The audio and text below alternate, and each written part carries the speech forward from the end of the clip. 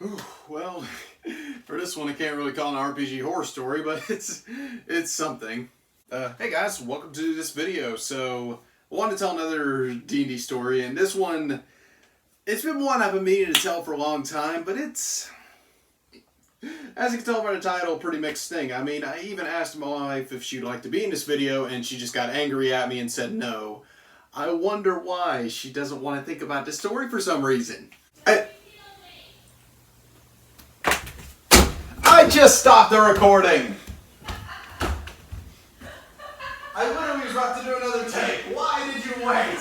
You weren't going to do it, now you did it.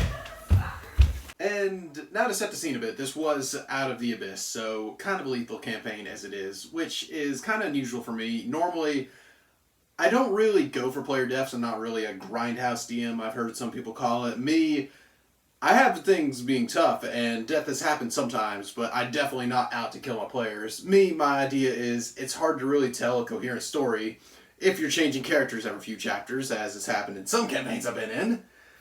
But this one in particular, it was a little change up because, yeah, if you have not played Out of the Abyss, it is a very fun game. One of my favorites out of the book adventures, actually. And it's ridiculous. The demon lords are risen. As you can tell from it being actually on my shelf, it starts off with the Demogorgon on the cover. Not Stranger Things Demogorgon, the real OG two-headed Demogorgon. This guy will screw you up, turn you insane, and eat you. Not messing around with that one. So essentially, you are set in the Underdark, and it is a very dangerous setting already. Then you put the actual demon lords of the Abyss in it, so got a little more intense there. Factor to really keep in mind about this party is because it ties into the story. There was a wizard, a necromancer, a forge cleric, a samurai fighter, a way drunken fist monk, my wife's character, Indra, who she was extremely attached to, and the ranger, Namarie, who is the other major factor in this. The main thing to keep from this, the necromancer was a dwarf who, so he had proficiency in battle axes, he added 19 strength for some reason, and just decided to be an upfront fighter with everyone else. You know, naturally. We always had the joke that he ripped his wizard robe sleeves off and was just a jock wizard. It was a lot of fun. But this party, primarily front lines, except Namarie, the ranger. He was primarily long range. Now, Namarie, he was a ranger, but basically built him to be a paladin. He was very zealous, Ozmar, and talked about smiting evil every chance he got. If he was breathing, he was talking about destroying evil. And he did. He did a lot of good things. And he would absolutely trash talk them. And I was nervous when their first encounter, which would be, and it happened. To clarify, I ran it a little bit differently, so how it was supposed to happen, I like homebrewing the adventures a little bit, so if this isn't right, it's how it was right for us, and we have fun, so whatever. So in the game, you basically, at one point, you have to start hunting the demon lords, or you can avoid them. The main goal is to all get them grouped into one place and absolutely kill them toward the end. And to do that, you need some spell components and some other things, and you potentially run into Yanagu and Baphomet looking for one of them in a grand maze stretching across the Underdark. Pretty intense place, and it's a really cool setting to me. But I realized having some of the party members in there, the maze wouldn't really be as effective, so there was a weird stipulation that certain spells were restricted in there, which was teleportation spells and spells that give you the ability to fly were basically null and void. In particular, after some research, the wizard decided that any conjuration spell above a 2nd level could not be cast. That matters. So they were trapped in this maze, slurking about, avoiding minotaurs, trying to avoid Baphomet, and eventually run into a bunch of monodromes. And they were trying to find what was called the maze engine, which was this artifact that was in the depths of the maze, right next to where Baphomet's lair was. And they said with this maze engine, they should be able to banish Baphomet back to his original plane. So the party said to take this chance. But the problem was, once they activated it, more than likely Baphomet would notice. So the party decided to take this risk and trying to defend against Baphomet for a while. And they did naturally, so it was the party versus Baphomet. And to clarify, this party did have some beef to him. This was the same party from an Army Simulator video I did a little bit ago. So they were fighting all them, plus an Earth Elemental and a Shield Guardian that was owned by the monk, my wife's character. So they were all defending the maze engine while so Baphomet with a bunch of Minotaurs charged in at them, while Namarie stuck to the back, worked his way all the way around, and was firing arrows from the back, taking pot shots, doing his normal thing of just absolutely talking trash.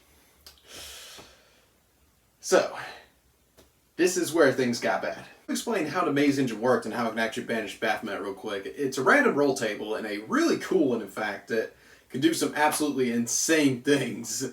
It's basically a wild magic surge table, but in this artifact form. So I definitely recommend, if you want just a fun variety you can add to a game, definitely check out the Maze Engine. But there's one where basically everything in a general vicinity of it that is from another plane will instantly get banished. So that was their ticket to beat Baphomet, and potentially a lot if they could. But the Maze Engine gets banished with it, so that is the one use of it. The Monodrones want to use it to get back to their plane of Mechanist, because that's where the Maze Engine originally came from. So that was their motivation in it, and why they're helping the party fight Baphomet.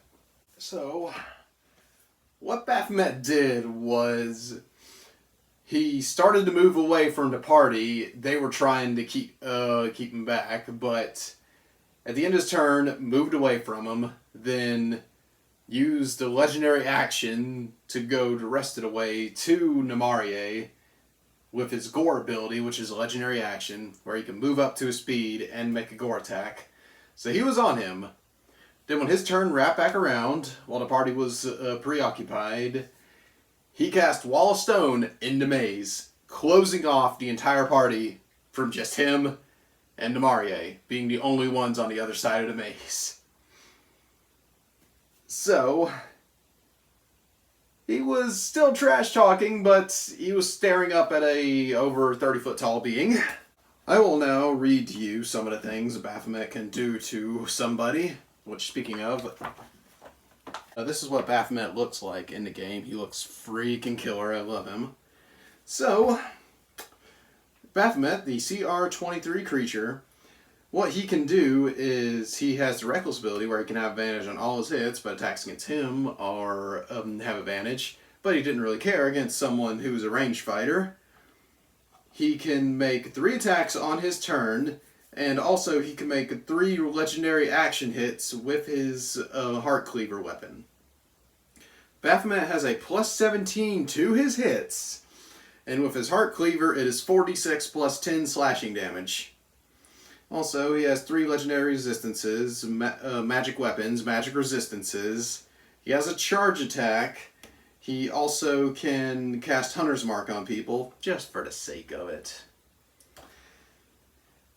This ranger was talking crap to this big boy. So naturally, Baphomet had enough and just started pimp slapping him with his giant Heart Cleaver. And the party was panicking, naturally, because their normal options of flying or teleporting weren't available, so they had to do another means. That's where Indra the monk stepped in. Indra, realizing she was the only one who could make it, because she was a monk, so her speed was absolutely insane already. She could run up surfaces, because she was high enough level, and she had the boots of speed. So she was just strong enough to be able to get him. So using her turn, she sprinted up the wall, jumped off, and just flying Superman punch came in on Baphomet, just swinging.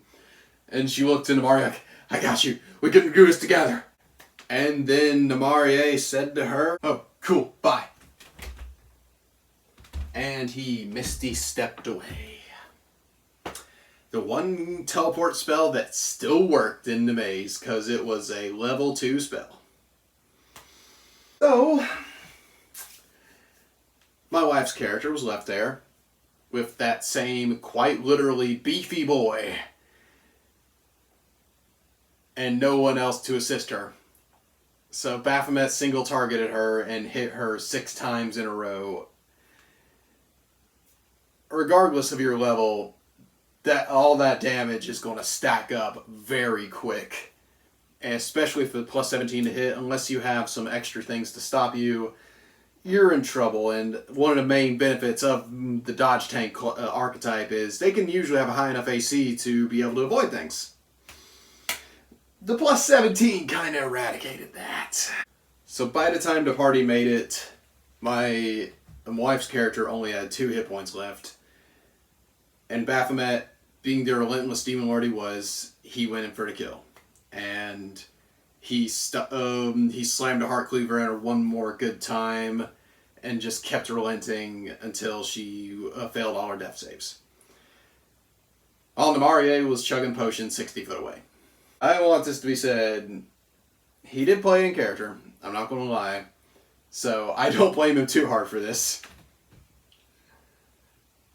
She may not think the same one though. Because that's fair. That was her first ever character death, and that hit her very hard. It hit all of us very hard. We were all shocked by it, and the party was just frustrated because they just tried so hard to get to it, and for some of the party's reaction, all they saw was her shield guardian on the other side of the wall just collapse unconscious because it could no longer function. So that was a pretty hard time for all of us, and the party was able to hold out long enough to where the monodrones were able to get the maze engine to work, and it banished Baphomet. So the party made it, they got a level up, and the Forge Cleric was able to bring back Indra the next session, but it ended on the cliffhanger of did they officially defeat Baphomet or not. So my wife wordlessly walked, it was in our house, so she just walked upstairs and walked into our room. Not wanting to face the music, I just walked to everyone else, like, hey, y'all have a good night, bye, bye. And Namarie is unfazed by all this. And then we all get back to, I get back to our room, my wife, I just sit down in the bed, I just turn to her and say, honey, you okay? And her exact words to me was, don't talk to me, you killed me. Not completely that kind of voice, but she was putting a voice on. I'm like, it wasn't me, it was Baphomet. And she's like, you control Baphomet. Oh, I was laughing, but so worried at the same time. She was just like, I understand, but I went to save him, and it was. That is about the end of this one. I just wanted to tell this interesting story from Out of the Abyss. There were some great stories from that one that I'll have to tell later on. That one in particular got me. I don't know if this fully counts as RPG horror story, but it was something I was wanting to avoid because Namarie, the player, is a very close friend of mine. I love this guy to death. He was one of my closest and first friends in college. Like, before I even met Trey and Dre, he was like my first friend I met in college. Then he kind of just disappeared one day from one of our games and just never showed back up, so I feel slightly less bad about telling the story because I was waiting to ask him if it'd be okay if I told the story. He just never showed back up, and I'm like, well, I guess I can tell the story now. It's almost like he used Misty Step as well. And I just want to say, there's no actual bad blood. It was just an annoyance of, man, I tried to save you. And that is about the extent of it. The off chance you watch this, we still love you, buddy, but that was quite a session. You can't even deny it. So, thank you everybody for all the support lately. As normal, you want more D&D stories like this, leave a comment down below. If you have not subscribed already or hit the bell, please do so. There's still like only 10% of you watching these videos that are actually subscribed. Come on, let's see how far we can go with this. Now, if you like this video, like, share it for your group. You have a similar crazy death story, let me know in the comments. I am genuinely curious to hear about it. There's some fun stories to tell. And I will see you all in the next video. Bye, everybody.